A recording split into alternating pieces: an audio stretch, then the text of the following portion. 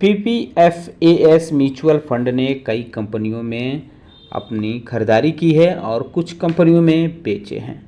ये महत्वपूर्ण खबर देखने को मिल रही है, तो इनकी वजह से आप इन कंपनियों पर नज़र रख सकते हैं। बहरहाल बात करते हैं इसके डिटेल के बारे में अगर, तो इसने पेट्रोनेट एलएनजी में अपनी बढ़ाई है फ्लैगशिप जो पोर्टफोलियो है फ्लेक्सी कैप फंड और ईएलएसएस फंड के जरिए अपनी हिस्सेदारी बढ़ाई है और doctor Reddy laboratories, Maruti Suzuki India, Wipro, CMS info systems में कुछ हिस्सेदारी बेची है। हालांकि किसी भी कंपनी में पूरी तरह से बिकवाली नहीं की गई है। जून के पोर्टफोलियो की अगर हम बात करें तो पेट्रोनेट एलएनजी में केवल नए एडिशन देखने को मिल रहे हैं 2 स्कीम के तहत। कंपनी फंड ने 1.43 लाख इक्विटी पीपीएफएएस फ्लेक्सी फंड के जरिए खरीदारी हुई है, यानी 40% स्टॉक खरीदे गए हैं जून के एंड तक, जबकि 5600 करोड़ के पीपीएफएएस ईएलएसएस फंड के जरिए खरीदारी हुई है 43 स्टॉक इस पोर्टफोलियो में। अगर थोड़ा डिटेल में अगर हम बात करें तो फ्लेक्सी कैप फंड की, तो फ्लेक्सी कैप फंड ने पेट्रोनेट एलएनजी में 1 करोड़ इक्विटी खरीदे हैं, जो पोर्टफोलियो के 0.2% देखने को मिलता है और फ्रेश एडिशन देखने को मिला है। इसके अलावा Amazon.com, ITC, Bharti Airtel, HCL technology, Bajaj Holdings Investment, Axis Bank, Mahindra Bank, Kotak Mahindra Bank, Indraprastha Gas और Cipla Infosys, Mahanagar Gas, EID, Parry India, CMS Infosystem, Tata, TCS, Indian Energy Exchange, Zydus Life Science और महाराष्ट्र स्कूटर्स, इसमें भी फ्लेक्सी कैप फंड खरीदारी करते हुए देखने को मिली है, इसकी हिस्सेदारी बढ़ते हुए देखने को मिली है। स्कीम जो दूसरी थी यानी बिकवाली की, रिड्यूस की, तो उसमें यह है कि डॉक्टर रेड्डी लेबोरेटरीज में 8.4 लाख इक्विटी बेची गई है, जबकि मारुति सुजुकी में 1.5 लाख इक्विटी बेची गई है।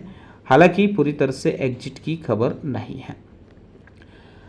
इस महीने यानी जून महीने के आखिरी में एचडीएफसी बैंक में जो है कंपनी, इसने टोटल जो होल्डिंग देखने को मिली है 8.33%।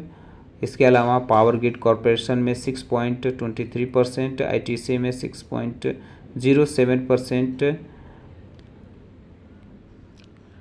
आईसीआईसी बैंक में 5.52% और कोल इंडिया में 5.35% और बैंक्स में भी कुछ देखने को मिले हैं। बैंक सेक्टर में 1.2% और आईटी सॉफ्टवेयर में 8.9%, कंप्यूटर सॉफ्टवेयर में भी 6.7%, जबकि ऑटोमोबाइल्स में 6.4%, जबकि पावर में 6.2% देखने को मिली है।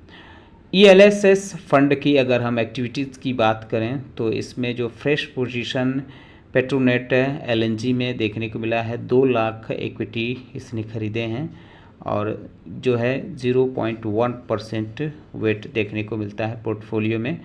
स्कीम के तहत इंक्रीज देखने को मिला है और शेषाई टेक्नोलॉजी लिमिटेड में 2.8 लाख इक्विटी और वेस्ट कोस्ट पेपर मिल्स में 8,000, जायडस लाइफ साइंस में 8 और शारदा मोटर्स इंडस्ट्रीज़ में 1,000 इक्विटी खरीदारी होते हुए देखने को मिली है।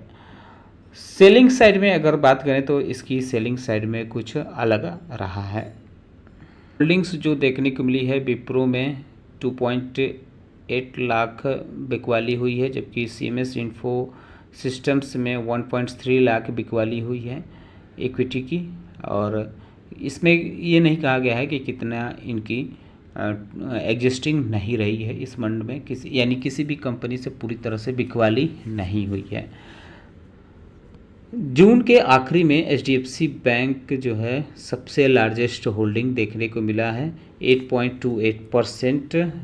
इसके अलावा पावर ग्रिड कॉरपोरेशन रहा है 6.98%। इसके बाद बजाज होल्डिंग्स रहा है 6.68%, जबकि कोल इंडिया रहा है 6.44%। आईटीसी रहा है 5.29%। बैंक में जो है बैंक सेक्टर में 21.3% रहा है और फाइनेंस सेक्टर में जो रहा है वो 12% रहा। आईटी सॉफ्टवेयर में 9.8%, ऑटोमोबाइल्स में 7.5% और पावर में 7.7% के आसपास रहा है।